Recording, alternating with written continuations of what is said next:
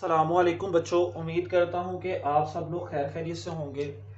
तो बच्चों ज़रा 2 दिन वीडियो नहीं आ सकी, मेरी सालगिरह थी जिसकी वजह से मैं थोड़ा सा मसरूफ़ था और मैं वीडियो नहीं बना सका। तो आज बच्चों जो चलें पिछले बात कर लेते हैं। तो लास्ट लेक्चर में बच्चों हम लोगों ने चैप्टर नंबर 17 के स्मार्ट सिलेबस वाले न्यूमेरिकल्स को सॉल्व कर लिया था। तो इस तरह से चैप्टर 17 की नेमतें आप पे तमाम हो गई थी। अब आप पे जो चैप्टर नंबर 15 है उसकी नेमतें शुरू होने लगी हैं। और जब आज हम थोड़ा सा इंट्रोडक्शन करेंगे चैप्टर नंबर 15 का। और पहले टॉपिक को मैं सोच रहा हूँ कि हम 2 दिन के अंदर ही कर लें। तो थोड़ा सा इंट्रोडक्शन की बात करते हैं। तो चैप्टर नंबर 15 का नाम है electromagnetic induction. Electromagnetic induction. Last chapter में हमने क्या किया था, इलेक्ट्रोमैग्नेटिज्म पढ़ा था। इलेक्ट्रिसिटी के उसका मतलब क्या मैंने आपको समझाया था, इलेक्ट्रिसिटी के या करंट के मैग्नेटिक इफेक्ट्स। ठीक है, कि हमारे पास जब करंट फ्लो करता है तो उसकी वजह से किसी भी कंडक्टर के अंदर मैग्नेटिक फील्ड डेवलप होती है। ये बात हम लोग पढ़ते आए थे लास्ट चैप्टर के अंदर कि जब भी करंट फ्लो करेगा तो हमारे पास क्या होगा, मैग्नेटिक फील्ड क्या होगी, जनरेट होगी। ये बात तो हमारे पास हैंस ऑर्स्टेड ने क्या की थी, डिस्कवर कर ली थी। ये बात जब डिस्कवर हो गई कि जब भी हमारे पास किसी कंडक्टर के अंदर से करंट गुजरेगा, कंडक्टर है, कंडक्टर के अंदर से क्या होगा बच्चों, करंट पास करेगा तो उस कंडक्टर के अंदर क्या चीज होगी, मैग्नेटिक फील्ड जनरेट हो जाएगी। अब मैग्नेटिक फील्ड जितना ज्यादा मैं करंट फ्लो करवाऊंगा उतनी ही क्या होगी, स्ट्रॉन्ग होगी। मतलब अगर मैं करंट की अमाउंट को बढ़ाता हूं तो मैग्नेटिक फील्ड भी क्या होती जाती थी हमारे पास, स्ट्रॉन्गर होती जाती थी। बी की वैल्यू भी हमारे पास क्या होती थी, स्ट्रॉन्ग होती जाती थी। और जब जैसे जैसे करंट कम फ्लो करता है तो मैग्नेटिक फील्ड की वैल्यू भी क्या होती है, कम होना शुरू हो जाती है। ये बात डिस्कवर हो गई। अब इस बात के बाद साइंटिस्ट ने सोचना शुरू किया बच्चों कि हमारे पास जब करंट गुजर रहा है तो मैग्नेटिक फील्ड क्या हो रही है, जनरेट हो रही है। क्या मैग्नेटिक फील्ड की वजह से भी करंट जनरेट होगा? अब सवाल ये पैदा हुआ कि मैग्नेटिक फील्ड, जो मैग्नेटिक फील्ड है वो क्या करती है, गिव राइज टू करंट और नॉट। कि क्या मैग्नेटिक फील्ड हमारे पास करंट जनरेट करती है या किसी भी तरह से जब मैग्नेटिक फील्ड किसी कंडक्टर में से गुजर रही हो क्या वो करंट पैदा करेगी? ठीक है, सवाल ये पैदा हुआ। अब इस सवाल के ऊपर बच्चों रिसर्च स्टार्ट हुई। तो हुआ इस तरह कि हमारे पास 1831 के अंदर माइकल फैराडे, जिसको मैं अक्सर फैराडिया भी बोलता हूं, माइकल फैराडे और जोसेफ हेनरी, ये दो हमारे पास बच्चों लोग थे जिन्होंने इस फिनोमेना को डिस्कवर किया। उन्होंने कहा कि जब भी किसी कंडक्टर को मैग्नेटिक फील्ड के अंदर मूव करवाया जाता है, when a conductor is moved in a magnetic field, जब हम क्या करते हैं, when a conductor is moved across a magnetic field,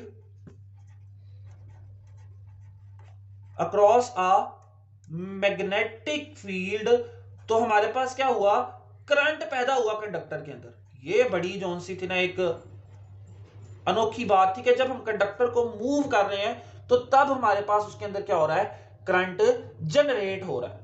ठीक है, जैसे मैं आपको मिसाल देता हूं कि आप समझ लें, ये हमारे पास मैग्नेटिक फील्ड पड़ी हुई है, इसको हम अभी डिस्कस करेंगे। और मैग्नेटिक फील्ड नॉर्थ साउथ, ठीक है, मैग्नेटिक फील्ड पड़ी हुई है। अब ये मेरे पास समझ लें कोई कंडक्टर था लेंथ एल का। जब मैंने इसको मैग्नेटिक फील्ड के अंदर क्या किया, आगे पीछे क्या करवाया, मूव करवाया, तो इसके अंदर क्या चीज प्रोड्यूस हुई, करंट प्रोड्यूस हुआ। अब हम अपने टॉपिक की तरफ चलते हैं। ये तो थोड़ा सा इंट्रोडक्शन था बच्चों आपको समझाने के लिए। Induced EMF and induced current जो हमारा टॉपिक है, इंड्यूस्ड ईएमएफ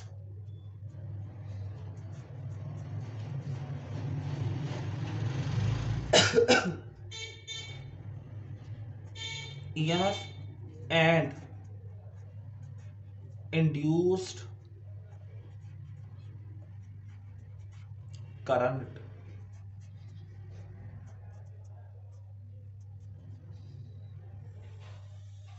देखिए बच्चों, अब आप एक मैग्नेट लें ऑफ यूनिफॉर्म मैग्नेटिक फील्ड। ये देखें, ये एक मैं मैग्नेट ले रहा हूं, ठीक है। अब परमानेंट मैग्नेट लिया फिलहाल बच्चों मैंने। मैं 2 एक्सपेरिमेंट आज करवा दूंगा आपको, बाकी जो बच जाएंगे वो हम लोग अगले लेक्चर के अंदर डिस्कस कर लेंगे कि किस किस तरह से हमारे पास, या थोड़ी सी बातें आज कर लेंगे, थोड़ी सी अगले लेक्चर में कर लेंगे। ये मेरे पास नॉर्थ पोल है, ये मेरे पास क्या है बच्चों, साउथ पोल है। मैग्नेटिक फील्ड लाइंस बना लें तो नॉर्थ से ओरिजिनेट होके साउथ पे, ये बात भी आपको बता चुका हूँ, थोड़ी सी डिस्कस कर चुके हैं कि कैसे जोन से हैं मैग्नेट के इनसाइड मैग्नेटिक फील्ड की डायरेक्शन होती है और कैसे outside the magnet magnetic field की डायरेक्शन होती है। तो ये हमने नॉर्थ टू साउथ बना लिया। अब आप क्या करें, यहाँ पे एक वायर रखें ऑफ लेंथ L, कोई भी वायर ले लें। ये मैंने एक वायर ले लिया ऑफ लेंथ L, और लेंथ L की वायर ली है, और आप एक क्लोज कंडक्टिंग लूप बना। देखें वायर में तो करंट गुजरेगा ही नहीं, हमें कैसे पता चलेगा करंट गुजर है, तो मुझे क्या करना पड़ेगा, एक क्लोज कंडक्टिंग लूप बनाना पड़ेगा, और साथ मैंने एक सेंसिटिव गैल्वेनोमीटर अटैच कर दिया। ये गैल्वेनोमीटर अटैच कर दिया मैंने, ठीक है। गैल्वेनो अटैच कर दिया इसके साथ। गैल्वेनो अटैच करने के बाद बच्चों मैंने क्या किया, अब अपने इस कंडक्टर को क्या किया, मैग्नेटिक फील्ड के इनसाइड क्या किया, मूव करवाया। मैं सपोज कर लें पहले मोशन कर रहा हूं इस साइड पे। अब आपको पता है गैल्वेनोमीटर की नीडल होती है, ठीक है बच्चों। ये गैल्वेनोमीटर मैं बना रहा हूं। अब गैल्वेनोमीटर की नीडल है, जैसे ही मैंने पहले जब स्टेशनरी रखा हुआ था अपने ना इसको कॉइल, सॉरी आप इस फिलहाल इसको लेंथ, कंडक्टर की लेंथ L कह लें। जब मैंने इसको स्टेशनरी रखा हुआ था ना, तो गैल्वेनोमीटर की जो रीडिंग, जो नीडल थी ना, वो क्या थी, सेंटर में थी। किसी भी तरह की कोई भी डिफ्लेक्शन गैल्वेनोमीटर की नीडल ने नहीं की। अब मैंने बच्चों क्या किया, मैंने अपने ये जो हमारे पास लूप था या जो हमारे पास वायर थी, इसको मैंने इनसाइड द, इसके अंदर क्या करवा दिया, मैग्नेटिक फील्ड में मूव करवा दिया। ये जो मैंने एरो हेड से आपको शो किया, जब मैंने इसको इधर मूव करवाया तो मैंने देखा कि गैल्वेनोमीटर ने एकदम डिफ्लेक्शन शो की। जब डिफ्लेक्शन शो की तो इसका मतलब है कि करंट फ्लो किया। तो अब सपोज करें कि गैल्वेनोमीटर ने डिफ्लेक्शन कुछ इस डायरेक्शन में शो की, जब मैंने आगे की तरफ को मूव करवाया, अब मैंने क्या किया, दोबारा से इसको पीछे की तरफ को लेके आया। ये डिफ्लेक्शन देख रहे हैं मैंने दिखाई है इस तरफ को। मैं इसको जब दोबारा से बैकवर्ड डायरेक्शन में अपने इस लूप को लेके आया हूं, तो जब बैकवर्ड डायरेक्शन में अपने लूप को लेके आया तो मैंने देखा फिर दोबारा से गैल्वेनोमीटर ने डिफ्लेक्शन की है, लेकिन अब ऑपोजिट डायरेक्शन में किया। इसका आंसर हम लोग करेंगे अगले टॉपिक्स के अंदर, लेकिन ये बड़ी खूबसूरत बात है कि पहले जब मैं आगे की तरफ को मूव करवा रहा हूं तो डिफ्लेक्शन इस तरफ है, जब मैं बैकवर्ड डायरेक्शन में लेके आ रहा हूं तो इसका जो हमारे पास डिफ्लेक्शन है वो दूसरी साइड पे हो गई है। ठीक है, ये बात देखने के लिए आई। ठीक हो गया बच्चों। अब आगे चलते हैं कि ये जो हमारे पास करंट प्रोड्यूस हो रहा था, इसको हमने नाम दे दिया ये इंड्यूस्ड करंट है। ठीक है, अब इंड्यूस्ड करंट हमारे पास किस किस चीज पे डिपेंड कर रहा था, देखने की कोशिश की गई। तो उन्होंने कहा कि जब मैंने क्या किया, अपनी इस कॉइल को तेजी से मूव करा, मतलब पहले अगर मैं ऐसे ऐसे मूव करवा रहा हूं बच्चों, देखें स्लो स्लो, तो करंट जो था वो कम पैदा हो रहा था। मैंने क्या किया, धड़म धड़म धड़म धड़म धड़म धड़म धड़म धड़म, मैंने बहुत तेजी से मूव करवाना शुरू कर दिया। जब मैंने बहुत तेजी से मूव करवाना शुरू किया बच्चों इसको, तो मैंने देखा कि इंड्यूस करंट भी ज्यादा पैदा हो रहा है। मोशन फास्ट कर रहा हूं, जब मैं क्या कर रहा हूं, मोशन फास्ट कर रहा हूं,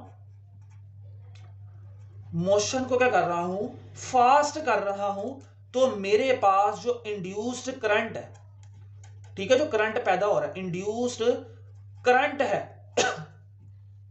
उसको मैं ऐसे रिप्रेजेंट करूंगा। जैसे जैसे मैं मूविंग मोशन फास्ट कर रहा हूं, इंड्यूस करंट भी क्या होता जा रहा है, बढ़ता चला जा रहा है। ठीक हो गया बच्चों। अब अगली बात क्या देखी गई कि ये जो लूप था ना, इसके अंदर रेजिस्टेंसेस इंसर्ट की गई आर। देखा क्या गया कि जब रेजिस्टेंसेस ज्यादा कर रहे हैं तो करंट कम पैदा होगा, जाहिर है, ठीक है, करंट कम पैदा होगा। तो हमारे पास देखने में क्या ये बात आई कि जब मैं रेजिस्टेंसेस बढ़ा रहा हूं, रेजिस्टेंस बढ़ाने से करंट क्या हो रहा है, कम हो रहा है। और साथ ही एक और बात देखी गई कि एक हमारे पास लूप के लिए जो हमारे पास आई और आर का प्रोडक्ट है, इंड्यूस करंट और रेजिस्टेंस का प्रोडक्ट है, वो क्या रहता है, कांस्टेंट रहता है। ये दोनों चीजें आपस में क्या है, कांस्टेंट है। इन दोनों का अगर मैं प्रोडक्ट निकालूं तो ये प्रोडक्ट आपस में क्या रहेगा, कांस्टेंट रहेगा। मतलब अगर मैं क्या आपसे क्या कहता हूं, रेजिस्टेंस बढ़ाता हूं, आर बढ़ाता हूं तो करंट क्या हो जाता था, कम हो जाता था। रेजिस्टेंस कम कम करता था तो करंट क्या होना शुरू होता था बच्चों, ज्यादा होना शुरू हो जाता था। तो एक को कम करने से दूसरी चीज क्या हो जाती थी, बढ़ जाती थी। और ये जो कांस्टेंट था, इसको नाम दिया गया, ये जो होता है इसको हम बोलते हैं इंड्यूस्ड ईएमएफ का। कि ये जो कांस्टेंट है ये क्या है, इंड्यूस्ड ईएमएफ है, ठीक है।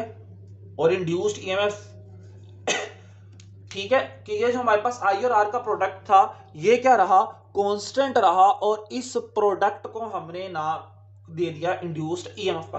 अब इंड्यूस्ड ईएमएफ की वैल्यू बढ़ानी कैसे, सवाल ये पैदा होता है कि जो इंड्यूस्ड ईएमएफ कांस्टेंट है इसकी वैल्यू को मैं इंक्रीज करना चाहता हूं। How to increase the value of induced EMF, क्योंकि जितना इंड्यूस्ड ईएमएफ ज्यादा होगा उतनी ही करंट भी क्या करेगा, ज्यादा फ्लो करेगा।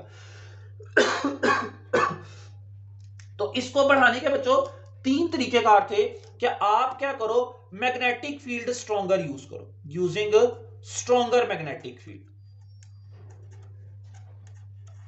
स्ट्रॉन्गर मैग्नेटिक फील्ड, कि आप मैग्नेटिक फील्ड को क्या कर दो, स्ट्रॉन्ग कर दो। मैं आपको बताता हूं कि करंट क्यों जनरेट हो रहा है। आप परेशान हो रहे होंगे कि सर ने तो बताया ही नहीं करंट क्यों जनरेट हो रहा है, क्या वजह थी। ये बता दिया करंट जनरेट हो रहा है, ये बता दिया इंड्यूस्ड ईएमएफ है, ये बता रहे हैं कि इंड्यूस्ड ईएमएफ बढ़ाने का तरीकेकार क्या, ये नहीं बता रहे कि ये इंड्यूस्ड ईएमएफ आ कहां से, ये इंड्यूस्ड करंट आ कहां से है, वो अगले लेक्चर में बच्चों डिस्कस कर लेंगे, ठीक है। आज के लिए सिर्फ हम ये तरीकेकार देख लेते हैं कि इंड्यूस्ड ईएमएफ बढ़ानी कैसे है। या तो आप अपने मैग्नेटिक फील्ड को क्या कर दो, स्ट्रॉन्गर कर दो। दूसरा तरीकेकार क्या है बच्चों, या आप अपने लूप को फास्टर मूव करना शुरू कर दो, लूप को बहुत तेजी से मूव करो, moving the loop faster, moving the loop faster.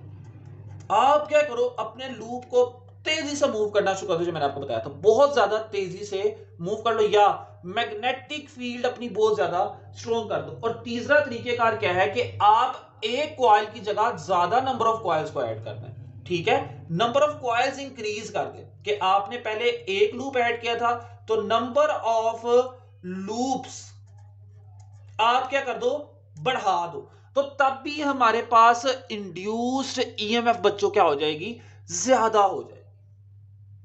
बच्चों आज के लिए आप इतना ही अब्सॉर्ब कर लें तो मेरे लिए बहुत है। मैं फिलहाल आपको टॉपिक दोबारा से एक दफा रिव्यू करवा रहा हूं कि हमने आज क्या क्या पढ़ा।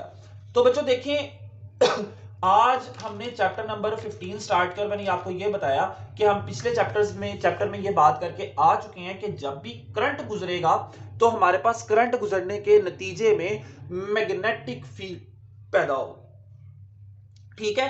जितना स्ट्रॉन्गर हम क्या करेंगे करंट को, मतलब जितनी करंट की अमाउंट को बढ़ाएंगे उतनी ही स्ट्रॉन्गर मैग्नेटिक फील्ड भी हमारी क्या होती जाएगी बच्चों, पैदा होती चली जाएगी, ठीक हो गया। अब सवाल ये उठा साइंटिस्ट के जहन में कि अगर करंट मैग्नेटिक फील्ड को जनरेट कर रहा है तो क्या मैग्नेटिक फील्ड करंट को जनरेट करती है। तो इस बात का आंसर 1831 में माइकल फैराडे और जोसेफ हेनरी ने दिया। उन्होंने क्या कहा कि जब किसी कंडक्टर को मैग्नेटिक फील्ड के अंदर बच्चों क्या किया गया, मूव करवाया गया, जब कंडक्टर को मैग्नेटिक फील्ड में हम मूव करवा रहे तो करंट जनरेट हो रहा है, ठीक है, ईएमएफ मतलब करंट जनरेट हो रहा। कैसे जनरेट हो रहा है हम वो बात मैंने कहा था कल देखते हैं। अब आपने क्या किया, मैंने क्या कहा कि आप एक मैग्नेट लो नॉर्थ पोल और साउथ पोल और उसके अंदर एक वायर रखो ऑफ लेंथ एल और एक क्लोज कंडक्टिंग लूप बना दो। मैंने इस क्लोज कंडक्टिंग लूप को कोई नाम नहीं दिया। अब आप क्या करो, साथ ही एक गैल्वेनो अटैच कर दो।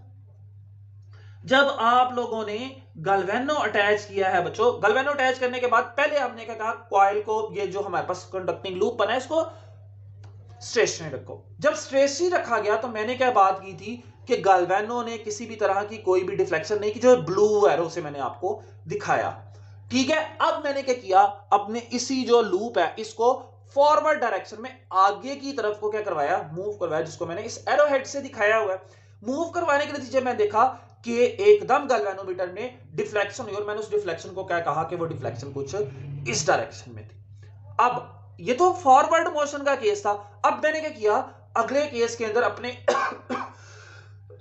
इसी कॉइल को बैकवर्ड डायरेक्शन के अंदर क्या करवाया, मूव करवाया। तो मैंने कहा फिर दोबारा से डिफ्लेक्शन हुई है, लेकिन इस दफा ये डिफ्लेक्शन क्या थी, ऑपोजिट डायरेक्शन में थी।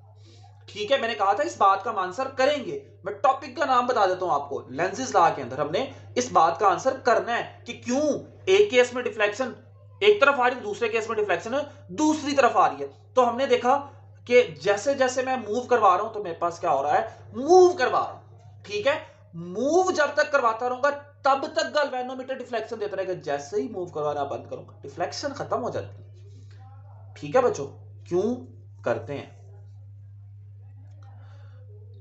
आगे चलते हैं। तो मैंने क्या कहा कि ये हमारे पास जो करंट पैदा हो रहा था, इसको मैंने नाम दिया इंड्यूस्ड करंट का। ठीक है, अब कैसे इंड्यूस्ड करंट को ज्यादा किया जाए, क्या किया जाए। मैं कॉइल को अगर तेजी से मूव करता हूं, मैंने कहा था बहुत तेजी से, तो मैंने देखा कि इंड्यूस्ड करंट क्या हो रहा है, ज्यादा होता जा रहा है। जब इंड्यूस्ड करंट ज्यादा हो रहा है तो मोशन फास्ट करने से ज्यादा हो रहा है। फिर देखा गया कि अगर रेजिस्टेंसेस बढ़ाई जाए तो इंड्यूस्ड करंट कम हो रहा है। और साथ ही बाद में यह बात भी देखी गई कि इंड्यूस करंट और रेजिस्टेंस का प्रोडक्ट क्या रहा, सेम रहा। ठीक है, और उसको कांस्टेंट का नाम दिया, और वो कांस्टेंट क्या था, इंड्यूस्ड ईएमएफ था। फिर आगे हमने देखा कि इंड्यूस्ड ईएमएफ को बढ़ाने का क्या क्या तरीकेकार है। एक तरीकेकार हमने क्या डिस्कस किया कि आप क्या करो, स्ट्रॉन्गर मैग्नेटिक फील्ड इस्तेमाल कर लो। दूसरा तरीकेकार बच्चों हमने क्या डिस्कस किया, मैंने क्या कहा कि आप क्या करो, अपनी लूप को तेजी से मूव करना शुरू कर दो। और अगला तरीकेकार हमने क्या किया कि नंबर ऑफ लूप्स को बढ़ा दो। तो बच्चों आज के लिए इतना ही, अगले लेक्चर में हम लोग यहीं से स्टार्ट करेंगे इंशाल्लाह। तब तक के लिए अल्लाह हाफिज।